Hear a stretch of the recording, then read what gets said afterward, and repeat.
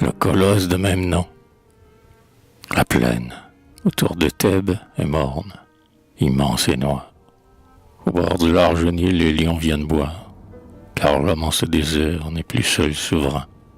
Elle est morte, la ville où s'emporte des reins. Le rude Assyrien, le dur Sardanapale, il prend son prisonnier tout vif et qui l'empale, lui qui s'enorgueillit de mille atrocités, a foulé sous ses pas la reine des cités.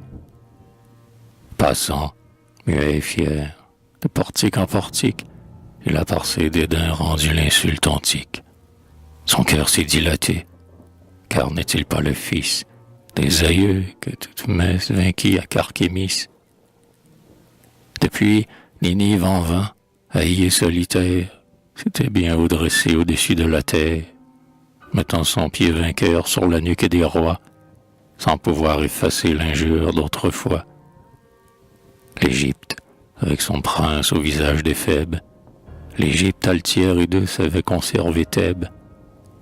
Saignante et divisée, elle montrait toujours la ville éblouissante, avec ses deux séjours, tous deux aussi remplis d'étonnantes merveilles, les tombes au palais étant toutes pareilles, l'un peuplé des vivants, l'autre où rêvaient les morts.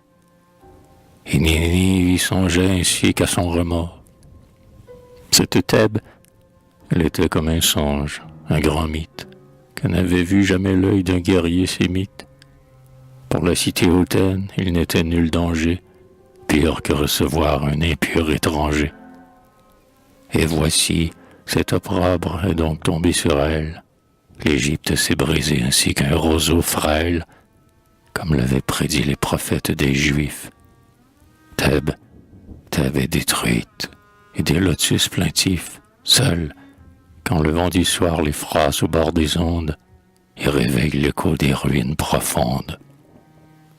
Maman, Dieu protecteur, soleil, divin flambeau, qui te couche ainsi que l'on entre au tombeau, et qui, chaque matin, dans l'aube solennelle, monte, gardien sacré de la vie éternelle.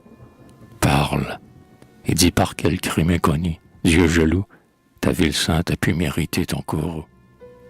Toi, pour qui se dressait, marchepied, autel, trône, ces temples merveilleux et ces larges pylônes, ces monstrueux piliers dans l'ombre des syrinx, toi pour qui s'alignaient à l'infini ces sphinx, tu l'as donc repoussé et n'as plus voulu d'elle.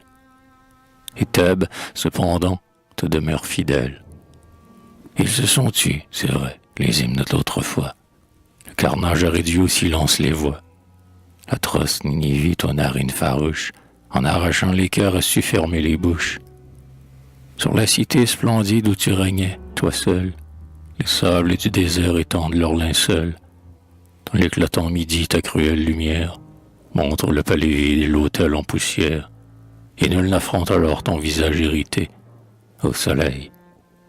Mais à l'aube, où ta douce clarté glisse si tendrement sur la ville en ruine, semblant la baigner toute en des pitiés divines, quand tes premiers rayons effleurent ses sommets, elle t'adora sans se lasser jamais, sans dans son sein meurtri son grand amour renaître.